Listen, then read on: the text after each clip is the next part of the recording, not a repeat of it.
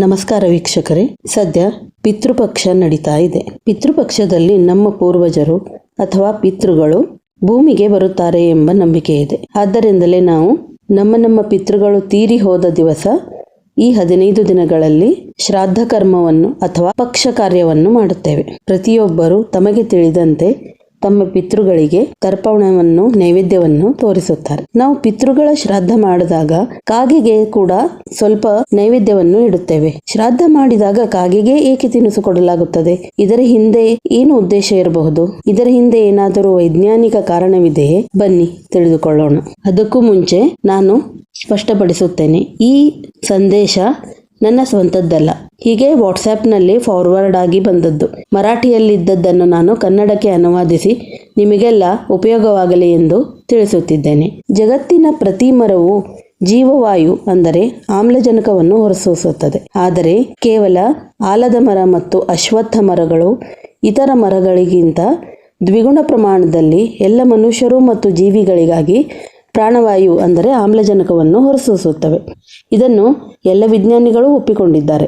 ಜಗತ್ತಿನಲ್ಲಿ ಎಲ್ಲಾ ಮರಗಳು ಮನುಷ್ಯನು ತಿಂದು ಬಿಸಾಕಿದ ಅಥವಾ ಪಕ್ಷಿಗಳು ತಿಂದು ಬಿಸಾಕಿದ ಬೀಜದ ಮೂಲಕ ಬೆಳೆಯುತ್ತವೆ. ಆದರೆ ಕೇವಲ ಆಲದ ಮರ ಮತ್ತು ಅಶ್ವತ್ಥ ಮರಗಳಿಗೆ ಮಾತ್ರ ಬೀಜದಿಂದ ನೇರವಾಗಿ ಬೆಳೆಯುವ ಪ್ರಕ್ರಿಯೆ ಇಲ್ಲ. ಈ ಎರಡೂ ಮರಗಳ ಸಣ್ಣ ಸಣ್ಣ ಹಣ್ಣುಗಳನ್ನು ಕಾಗೆಗಳು ಮಾತ್ರ ತಿನ್ನುತ್ತವೆ. ಗಮನಿಸಿ, ಕೇವಲ ಕಾಗೆಗಳು ಮಾತ್ರ, ಇತರ ಯಾವುದೇ ಪಕ್ಷಿಗಳು ಅಲ್ಲ. ಹೀಗೆ ಕಾಗೆಗಳು ತಿಂದ ಮೇಲೆ ಅವುಗಳ ಹೊಟ್ಟೆಯೊಳಗೆ ಆ ಪ್ರಕ್ರಿಯೆ ನಡೆಯುತ್ತದೆ. ನಂತರ ಕಾಗೆಗಳು ಯಾವ ಸ್ಥಳದಲ್ಲಿ ಮಲವಿಸರ್ಜನೆ ಮಾಡುತ್ತವೆಯೋ ಅಲ್ಲಿ ಆಲದ ಮರ ಅಥವಾ ಅಶ್ವತ್ಥ ಮರಗಳು ಬೆಳೆಯುತ್ತವೆ. ಅಂದ ಮೇಲೆ ಈ ಕಾಗೆಗಳಿಲ್ಲದೆ ಈ ಮರಗಳು ಉಳಿಯುವುದಿಲ್ಲ. ಜೊತೆಗೆ ಕಾಗೆಯ ಪ್ರಜನನ ಕೇವಲ ಭಾದ್ರಪದ ತಿಂಗಳಲ್ಲಿ ಮಾತ್ರ ನಡೆಯುತ್ತದೆ. ಆದ್ದರಿಂದ ಈ ಅವಧಿಯಲ್ಲಿ ಅವುಗಳಿಗೆ ಅನ್ನ ನೀಡುವುದರಿಂದಲೇ ಈ ಸೃಷ್ಟಿಚಕ್ರ ಸರಿಯಾಗಿ ನಡೆಯುತ್ತದೆ ಎಂಬುದನ್ನು ನಮ್ಮ ಪುರಾತನ ಸಂತರು, ಶಾಸ್ತ್ರಕಾರರು ಅರಿತುಕೊಂಡಿದ್ದರು. ನಮ್ಮ ಸಂಸ್ಕೃತಿಯ ಋಷಿಮುನಿಗಳು ಅತ್ಯಂತ ಬುದ್ಧಿವಂತರು ಮತ್ತು ಆಳವಾದ ವಿದ್ಯಾವಂತರಾಗಿದ್ದರು. ಮನುಷ್ಯರ ಆರೋಗ್ಯಕ್ಕೆ ಈ ಎರಡೇ ಮರಗಳು ಅತ್ಯಂತ ಉಪಯುಕ್ತ ಹಾಗೂ ಅಗತ್ಯ. ಆದ್ದರಿಂದ ಈ ಮರಗಳು ಉಳಿಯಲು ಕಾಗೆಗಳಿಗೆ ಪೋಷಕ ಆಹಾರ ಕೊಡುವ ಪದ್ಧತಿ ಪ್ರಾರಂಭವಾಯಿತು. ನಮ್ಮ ಹಳೆಯ ಜೀವನ ಶೈಲಿ ಸಂಪೂರ್ಣ ಪರಿಸರ ಸ್ನೇಹಿ ಮತ್ತು ವೈಜ್ಞಾನಿಕ ಆಧಾರವಾಗಿತ್ತು. ಆದರೆ ಅದನ್ನು ಅರ್ಥ ಮಾಡಿಕೊಳ್ಳುವ ಸಾಮರ್ಥ್ಯ ಈಗ ನಮಗೆ ಇಲ್ಲ, ಅಥವಾ ಕಡಿಮೆ. ಇದರಿಂದಲೇ ಇಂದಿನ ಕಾಲದಲ್ಲಿ ಪಿತೃಪಕ್ಷ ಬಂದರೆ ಕಾಗೆಯ ಕುರಿತು ವ್ಯಂಗ್ಯ ಮಾಡುವುದರಲ್ಲಿ ತೃಪ್ತಿ ಕಾಣುತ್ತೇವೆ. ಪ್ರತಿಯೊಂದು ಪ್ರಥೆಯ ಹಿಂದೆಯೂ ವಿಜ್ಞಾನವೇ ಕಾರಣವಾಗಿದೆ.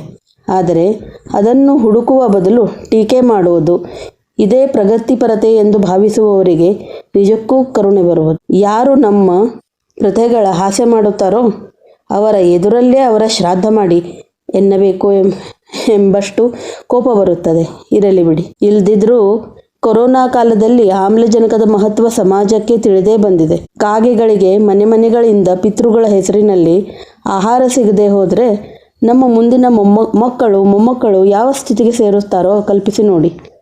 ಯಾವ ಸರ್ಕಾರವು ಆಮ್ಲಜನಕದ ಪೂರ್ವ ಸಿದ್ಧತೆ ಮಾಡಿಕೊಳ್ಳಿ ಎಂದು ಹೇಳುವುದಿಲ್ಲ. ಇದನ್ನೇ ವೈಜ್ಞಾನಿಕ ಕಾರಣವೆಂದು ಗಮನಿಸಿ ನೋಡಿ.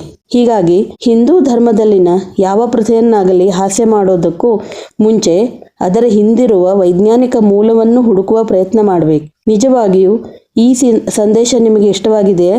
ಇಷ್ಟವಾಗಿದ್ದಲ್ಲಿ ಈ ವಿಡಿಯೋವನ್ನು ನಿಮ್ಮ ಬಂಧು ಬಳಗದೊಂದಿಗೆ, ಮಿತ್ರ ಪರಿವಾರದೊಂದಿಗೆ ಶೇರ್ ಮಾಡಿ. ಇಲ್ಲದಿದ್ದರೆ ಸಮಯ ತೋರಿಸುತ್ತದೆ. ಇಂದು ನಾವು ಸಾವಿರಾರು ರೂಪಾಯಿಗಳನ್ನು ನೀಡಿ ಸಾಲಿನಲ್ಲಿ ನಿಂತು ಆಮ್ಲಜನಕದ ಸಿಲಿಂಡರ್ ಪಡೆದಿದ್ದೇವೆ.